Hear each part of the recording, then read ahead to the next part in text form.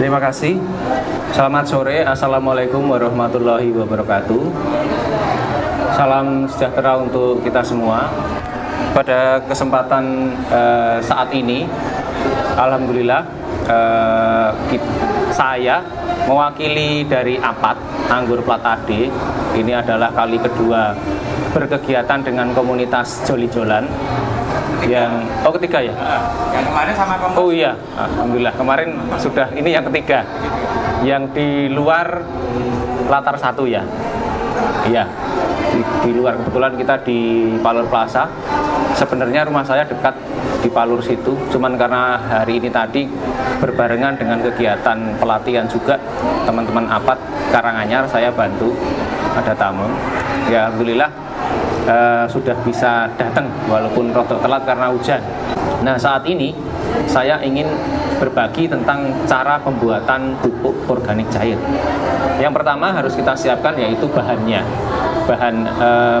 Bahan yang kita gunakan otomatis sampah organik. Saat ini saya mencontohkan, saya bawa buah-buahan. Ya kebetulan sing iso dicangking ning dalan buah-buahan tadi. Yang sampahnya kayaknya kurang enak kalau di mall. Kalau di Kerten mungkin tak bawakan, tapi ini yang contoh saja. Itu buah-buahan dan sayuran sebenarnya kita pakai. Kemudian tempatnya itu kita cari yang mudah dicari. Ini saya pakai botol bekas mineral. Itu satu botol yang besar 1.500 liter sama satu botol kecil ini yang 600 ml. Ini 1.500 ml, ini 600 ml. Kemudian bahan yang selanjutnya adalah starter. Starter ini saya menggunakan EM4. EM4 kenapa saya gunakan EM4? Ini yang mudah dicari. Kalau mau pakai starter yang lain bisa pakai bakteri probiotik atau nanti bikin starter tadi yang saya bilang dari bahan nasi basi tadi, jadi mikroorganisme lokal tadi bisa. Kemudian satu lagi bahan yaitu ini adalah gula merah cair, atau kalau pupuk nanti kita bisa gunakan molase. Molase itu tetes tebu, itu lebih murah. Kalau beli 1,5 liter ini kalau tidak salah sekarang harganya 12.000. Ya, kalau ini kebetulan saya pakai gula. Kebetulan molasenya habis, tapi pakai gula tidak apa-apa, bisa. Maksud saya naik gula kan lebih mahal. Kalau molase murah. Ya, gula ini biasanya saya gunakan nanti sebenarnya bukan untuk pupuk tapi untuk enzim. Tetapi kalau untuk pupuk, ya bagus. Ini kebetulan yang saya bawa ini adalah gula merah cair. Gula merah cair dari tebu.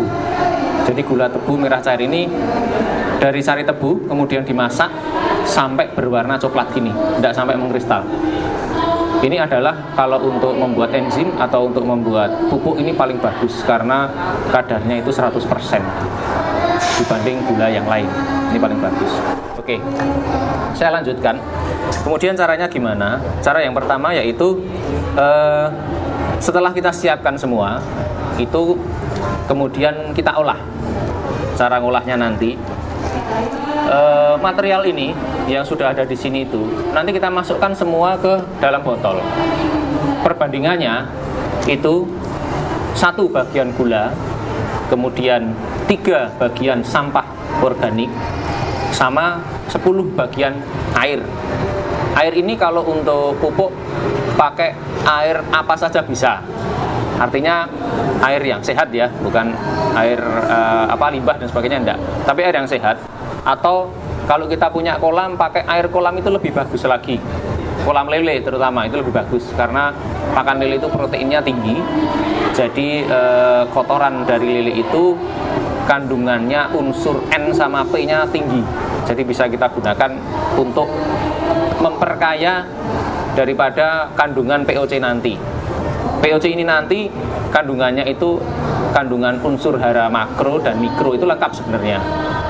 Apa kalau kita konsisten menggunakan buahnya itu sama saja terus, artinya kalau pakai nanas, pakai pepaya, pakai semongko itu pakai terus, itu komposisinya sama, itu hasilnya nanti pasti akan sama terus. Tapi karena ini kita menggunakan limbah, artinya limbah organik yang ada apapun itu sebenarnya hasilnya juga tidak beda jauh. Ya, jadi untuk NPK-nya masih standar. Tapi kalau memang untuk dijual bebas itu memang agak ketat, artinya kan ada uji labnya nanti, ternyata berkurang gini. Tapi kalau pupuk organik kalau kita pakai sendiri, insya Allah hasilnya tetap bagus. Jadi gini nanti, setelah kita siapkan ini air 1 liter, nanti kita potong-potong ini. Yun Sewu bisa minta bantuan mas, motong-motong ini. Tadi biasanya mana ya? Oh ini. Oke. Semua dipotong-potong kecil-kecil. Yang penting bisa masuk ke botol. Plastiknya nggak usah dibuka, kotor nanti jenengan. Ya. Lebih kecil atau? Yang penting bisa masuk. Ya. Jadi nanti sebenarnya ini kita potong-potong tujuannya adalah hanya untuk bisa masuk ke situ. Tapi juga semakin banyak permukaan atau semakin lebar, semakin luas permukaan daripada material itu, nanti semakin cepat terurainya. Kalau jenengan mau di jus boleh, di blender gitu, jus itu masukkan. Tetapi saya lebih suka dipotong-potong. Saya nggak tahu kalau di blender itu mungkin karena sentrifugalnya, blendernya terlalu keras atau terlalu panas mungkin ya. Itu nanti kadang-kadang juga bisa merusak enzim.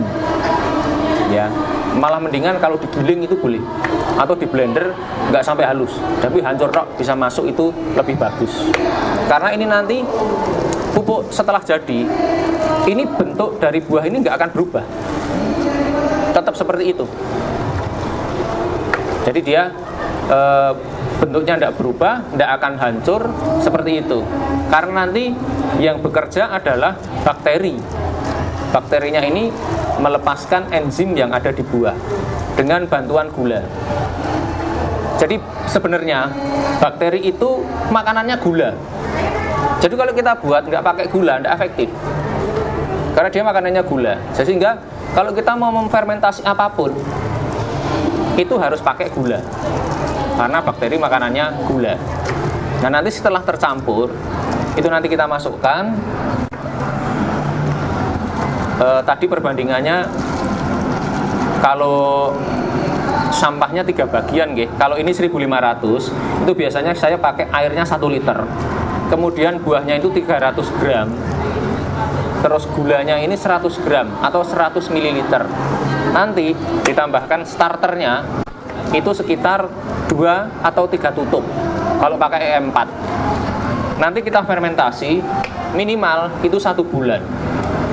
Setelah 1 bulan, pupuk sudah bisa dipakai. Kalau lebih 1 bulan gimana? Tidak apa-apa. Lebih lama lebih bagus. Karena terurainya lebih maksimal. Tetapi minimal 1 bulan itu sudah bisa dipakai. Nah, oke saya lanjutkan. Jadi nanti ini setelah dipotong-potong, itu dimasukkan semuanya. Ya, dimasukkan sampai kalau ini tadi saya timbang itu 0,5 kilo, jadi kebanyakan ini tadi. Ada yang nggak bisa masuk mas. Oke. Jadi dimasukkan semua sampai sesuai ukuran. Sebenarnya kalau lebih efektif pakai timbangan. Ning nek iki kakean piye mas? Nggak apa-apa. Lebih bagus. Jadi lebih pekat dia nanti. Nanti ketika memasukkan, nanti kalau dimasukkan kan penuh nih, airnya naik. Nah itu nanti disisakan kira-kira sekitar 20% atau 30% dari ukuran botol. Tujuannya apa? Ketika terjadi fermentasi, itu nanti akan mengeluarkan gas. Nah, gas itu selama fermentasi, gas itu keluar terus. Dan dia butuh ruang. Ketika ruangnya tidak cukup, dia akan menghantam. Akibatnya apa? Pecah botolnya. Apa pernah terjadi? Pernah. Ya, masih sedikit lagi mas. Oke, ini. Dan nanti baunya seperti apa? Yang sudah jadi nanti baunya harum. Harum buah-buahan. Tergantung buah-buahan yang dipakai. Kalau buah-buahnya itu punya aroma yang kuat, seperti nanas, jeruk, apel, itu baunya juga seperti itu nanti, harum. Ya, cukup mas. Minta tolong ini dimasukkan. semua dimasukkan. Ya, ini tadi adalah gula merah cairnya ya, kita masukkan semua. Dari gula pasir itu bisa? Bisa sebenarnya, gula pasir itu bisa, cuman begini, proses pembuatan gula pasir itu ada proses kimianya, sehingga bakterinya nanti harus bertarung dulu dengan menetralkan kimianya. Tapi kalau bisanya bisa. Oke, cukup. Kemudian nyuwun tulung ini dikasihkan 3 tutup. Ya, kita kasih 3 tutup per 1.500. Halo, Andy. Halo.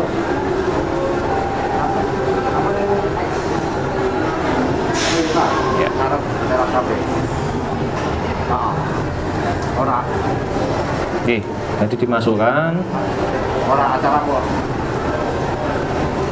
Ya. 3. Kalau jenengan punya bakteri jenis lain boleh, starter jenis lain boleh, karena ada beberapa di pasaran. Pakai mol itu bisa? Pakai mol bisa, cuman perbedaannya nanti adalah proses atau waktu fermentasi. Yang paling bagus itu pakai bakteri probiotik, itu cepat sekali. Satu ini cuman kita kasih 1 sendok makan. Ini coba jenengan tutup, kemudian dikocok mas. Cok. Ya, terus ini kan mengendap di situ. Ya. Oke, cukup mas. Ini sudah siap difermentasi ini. Oke. Cuman untuk mengamankan biar ini tidak meletus, itu tadi sudah saya sampaikan dengan airlock system. Airlock system itu tadi membuang. Jadi saya sudah buat tutup ini, saya kasih selang, jadi kita lubang, kita kasih selang, kemudian kita lem pakai lem bakar itu agar rapat, kemudian kita ganti nih, kita tutup, kita tolong mas. Ya. Oke. Kalau sudah, kemudian ujung selang ini kita masukkan ke botol satunya, botol yang kecil. Ya. Botol yang kecil ini fungsinya adalah untuk membuang gas. Jadi gas nanti keluar. Di sini tandanya nanti ada blekutuk ya. Ada apa namanya? Bubble itu keluar. Nah, itu artinya ini sudah fermentasi terjadi. Sudah bekerja bakterinya. Dan ini nanti kita simpan sampai 1 bulan. Nanti paling banter itu sekitar minggu-minggu awal. Itu nanti prosesnya banter. Blekutuk itu ya. Nanti kemungkinan juga di atas nanti akan ada jamur dari ini, tetapi jamur itu aman. Itu bisa jadi ragi kalau di tempe atau di tape, itu ragi, itu jamurnya itu. Sebenarnya ini kalau di tempat yang tempatnya lebar, kebetulan ini tadi kan saya pakai airnya mineral nih, air mineral, kemudian gulanya gula merah cair, kemudian saya pakai E4. Kalau kita kali bakteri, itu nanti sebenarnya jamur di atas yang putih itu ketika tebal, itu bisa digunakan untuk masker wajah. Jadi untuk menghaluskan wajah itu pakai masker jamur itu bisa. Kebetulan saya belum pernah nyoba karena saya selalu pakai botol, jadi juga angel. Tetapi bisa untuk masker wajah. Nah, ini sudah selesai. Jangan lupa sebelum menyimpan ini itu diberi tanggal. Kita kasih stiker atau isolasi kertas ditanggali supaya kita tahu nanti panen kapan. Ditanggali. Nah, kalau sudah selesai itu kita saring. Kemudian ampasnya ini bisa kita gunakan untuk kompos. Tinggal kita tanam saja di tanaman atau di pot. Itu nanti insya Allah hasilnya bagus. Ini adalah dengan material buah. Di sini saya membawa contoh. Yang buah tadi nanti jadinya ini, enzim buah. Ya, enzim buah. Gitu nggih. Sementara gitu dulu, mungkin ada pertanyaan dan lain-lain, monggo disampaikan. Nanti kita sharing-sharing, mungkin ada yang kurang paham, monggo silakan Bu.